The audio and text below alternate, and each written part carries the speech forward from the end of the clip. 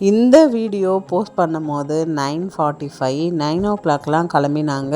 எங்கே போகணுன்னு பார்த்தீங்கன்னா, பிளஸ்ஸிக்கு வந்து ஷூ வாங்கணும். எப்போவுமே ப்ராஜெக்ட் எது பண்ணணும் லாஸ்ட் டைமில் தான் பிளஸ்ஸி சொல்லும். ஆனால் 4:30லேருந்து வீட்டில் தான் இருப்பாள். படுக்கும் போது தான் அம்மா இது வாங்கணும் அது வாங்கணும், இதான் லாஸ்ட் டைம்.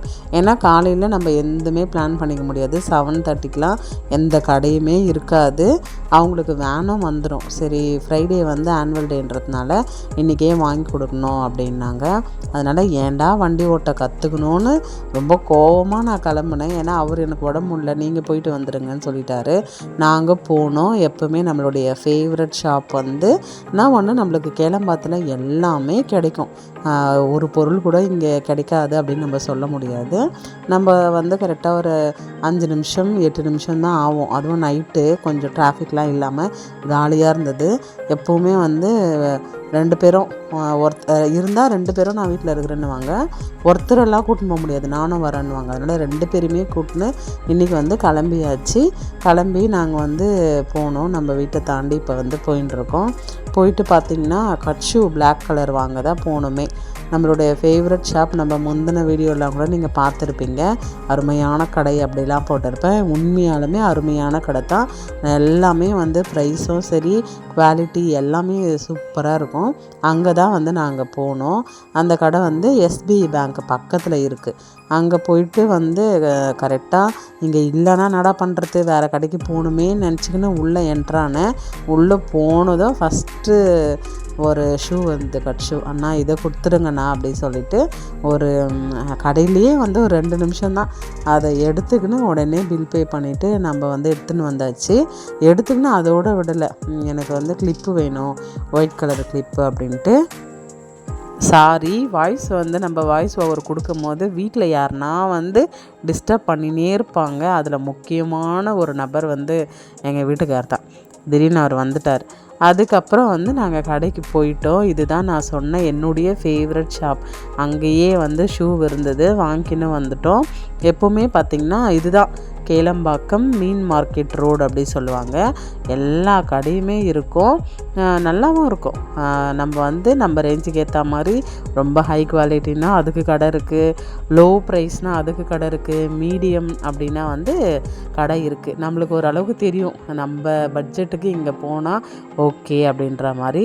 பிளஸ்ஸி வந்து ஃபஸ்ட் எடுத்ததும் ஒரு ஷூ போட்டு பார்த்தாங்க. அந்த ஷூ வந்து கரெக்டாக இருந்தது. அதுக்கப்புறம் சாக்ஸ்லாம் வேணாமா, ஏன்னா அந்த ஃப்ராக்கே வந்து ஃபுல்லாக இருக்குது, அதனால் சாக்ஸ் போட்டாலும் தெரியாது அப்படின்னா. சரி, எனக்கு வந்து ரொம்ப டயர்டாக இருந்தது. எப்படா வீட்டுக்கு போவோம் தூங்குவோன்னு இருந்தது. சரி, குழந்தைங்க வந்து இது மாதிரி கேட்கும் பொழுது நம்ம வந்து முடியாது, நாளைக்கு வாங்கிக்கலாம் சொல்ல முடியாது. அவங்க மைண்ட் வந்து டிஸ்டர்பாகவே இருக்கும். எல்லாரும் எடுத்துகிட்டு வந்து காட்டும் போது நாளைக்கே காட்டினா தானே அவங்களுக்கும் ஒரு ஹாப்பியாக இருக்கும். மேமும் பார்த்துட்டு ஓகே அப்படின்னு சொல்லுவாங்க.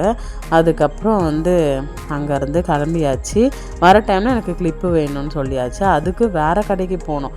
எப்போவுமே வந்து இந்த குழந்தைங்களாம் வந்து இந்த கடைக்கெலாம் கூட்டுன்னு போனால் எல்லாமே நம்மளுக்கு டபுள் செலவு தான் ஆகும். அவங்கள விட்டுட்டு போனாலும் வந்து நம்மளுக்கு சைஸ் தெரியாது.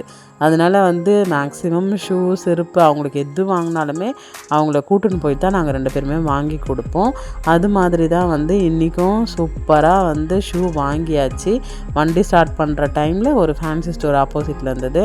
அங்கே போயிட்டா நான் ஷேரன்கிட்ட அப்போவே சொன்னேன், நீ வீட்டில் என்கிட்ட காசு இல்லை, 500 தான் இருக்குது, ஷூ வந்து 330 330 ஷூவு. அதனால் வந்து இன்னும் காசு இருக்குல்ல, வா எனக்கு அது வாங்கி கொடு. ஷேரன்னு நான் வீட்டில் சொல்லி தான் நான் கூட்டின்னு போனேன். ஷாபி, அம்மாக்கிட்ட காசு இல்லை, நீ சும்மா வரத்தந்தா வான்னு சொன்னேன்.